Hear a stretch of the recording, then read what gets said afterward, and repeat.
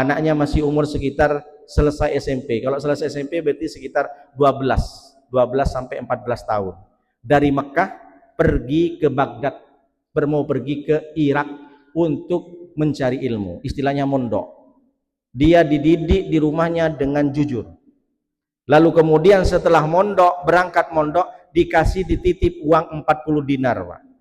Kata orang tuanya, duit 40 dinar ini kau simpan, siapapun yang nanya sama kamu duit 40 dinar, silahkan engkau cerita sesungguhnya, jangan kamu bohong. 40 dinar berapa Pak Ustadz? 1 dinar itu kalau disamakan dengan emas 4,2 gram Pak. Kalau sekarang emas tuh seharga 1.600.000, berarti 1 dinarnya itu 1.600.000 kali 4 sekitar 6.400.000.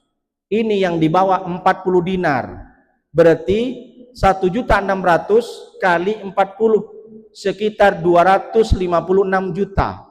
Anak kecil umur 14 tahun sudah dibawakan uang 256 juta. Kalau di krus zaman sekarang disuruh mondok berangkat sendirian, zaman masih sepi, tak ada motor, tak ada onta, suruh jalan kaki dari Mekah ke Irak. Sampai di negara Hamadan ketemu dengan perampoknya kelas kakap bersama dengan teman-temannya, ada sekitar rombongannya 20 sampai 30 orang.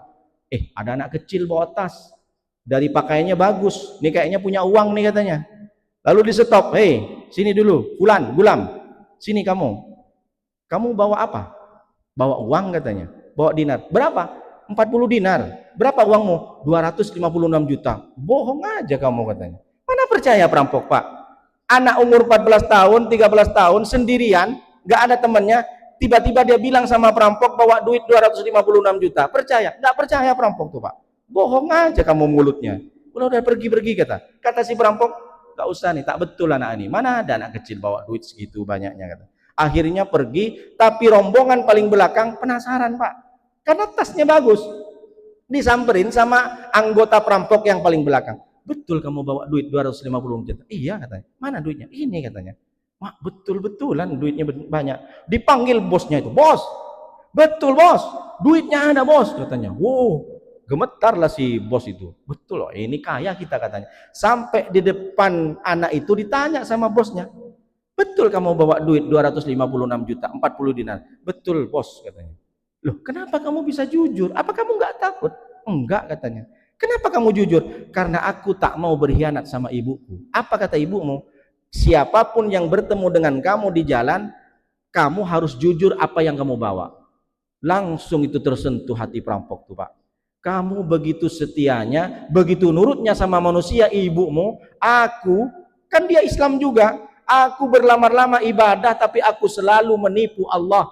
Aku selalu tidak jujur sama Allah. Kamu hanya karena ibumu, kamu mau jujur dengan uang 256 juta. Berarti ketika kamu jujur kan kamu membahayakan nyawamu. Akhirnya gara-gara itu tersentuh perampok Pak. Dirobek baju premannya itu, langsung bersimpuh sujud di depan anak itu. Sujudnya bukan ke anak itu tapi sujud kepada Allah. Saat itu juga dia tobat Pak. Apa maksudnya Pak? Apakah anak ini berceramah? Apakah anak ini itu tausiah? Apakah anak ini berteriak-teriak? Apakah anak ini mengucapkan ayat-ayat Al-Quran? Apakah anak ini mengucapkan hadis? Tidak Pak. Dia dengan perbuatan saja. Makanya kata pepatah Arab, lisanul hal afsahu min lisanil maqal. Perbuatan itu lebih menyentuh, lebih bermakna daripada sekedar ucapan saja. Hidayah datang kepada seorang perampok yang besar hanya dengan perbuatan anak kecil yang dia jujur. Apa maknanya? Hari ini Pak, orang Islam gagah tapi bisa berbuat dosa Pak, tak jujur sama Allah. Ulama bisa melecehkan santrinya. Guru besar di UGM melecehkan mahasiswinya. Polisi, saya sebutkan ini, Kapolres di mana tuh? NTT Pak. Ada Pak Ade, Kapolres NTT melecehkan, membuat video mesum pencabulan. Seorang dokter baru-baru ini bisa melakukan pelecehan seksual kepada pasiennya, betul kan? Ditangkap. Kemana mereka imannya? Padahal mereka orang kaya, mereka berpendidikan, guru besar, kiai, ulama, berapa banyak santrinya dilecehkan. Bagaimana dia tidak jujur di hadapan Allah? Dia berkhianat di hadapan Allah. Kenapa? Karena hatinya busuk. Seorang perampok yang sudah banyak membunuh orang, sekali sentuhan saja dia dapat hidayah, Pak. Makanya hidayah itu adalah hak prerogatif Allah. Seorang perampok, sekejam-kejamnya perampok masih punya hati, Pak. Kalau hatinya masih baik, masih bisa tersentuh dengan hidayah. Sekarang orang yang sudah berkali-kali sujud tapi hati sudah tidak baik, Pak, mudah dia berkorupsi. Berapa banyak koruptor-koruptor? Itu orang koruptor rajin sholatnya. Kenapa bisa koruptor? Orang yang melecehkan, orang yang selingkuh, rajin sholatnya. Kenapa? Karena hatinya tidak tersentuh dengan hidayah. Zaman Nabi, Abu Jahal dan Abu Lahab nampak Nabi Muhammad. Nampak Nabi Muhammad itu punya wahyu pun diangkat Allah Isra Mi'raj. Tapi karena hidayah tak ada, Pak, tak bisa masuk surga, tak bisa juga dapat hidayah. Kita, Pak, bukan saudara Nabi, kita bukan tetangga Nabi, tapi kita dapat hidayah, Pak. Hidayah ini adalah hak prerogatif Allah. Kita tengok berapa banyak artis-artis sudah mu'alaf login ke Islam karena hatinya sudah disentuh oleh Allah. Yahdi mayyasa. Allah kalau sudah suka dengan hambanya, Allah akan berikan hidayah. Dulu Kan'an sudah dekat dengan hidayah, anak kandung daripada Nabi Nuh, tapi Allah tak berkehendak dia dapat hidayah, masuk neraka. Fir'aun padahal sudah punya istri yang solehah, tapi tidak tersentuh dengan hidayah, tak masuk surga, Pak. Kita ini orang hebat. Makanya apa maknanya? Berarti orang-orang koruptor, orang-orang yang melecehkan pencabulan, hatinya sudah rusak, Pak.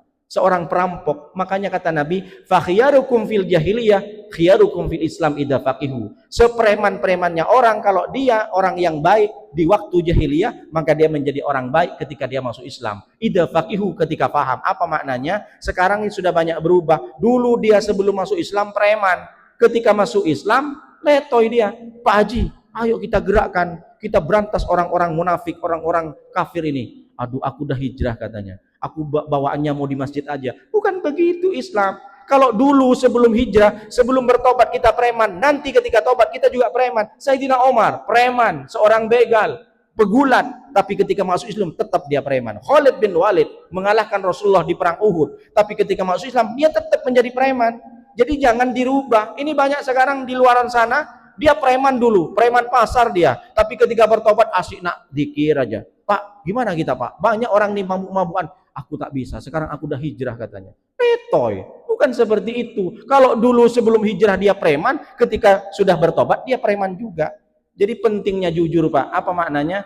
Bahwa jujur tidak ada harganya, harus mahal. Dan harus kita tekuni dengan orang jujur ini, berkumpullah dengan orang-orang yang baik agar kita mendapatkan kejujuran itu. Sudah suruh, demikian yang saya sampaikan. Mudah-mudahan bermanfaat. Jangan sampai kita berbohong, karena berbohong hanya dalam 3 hal saja.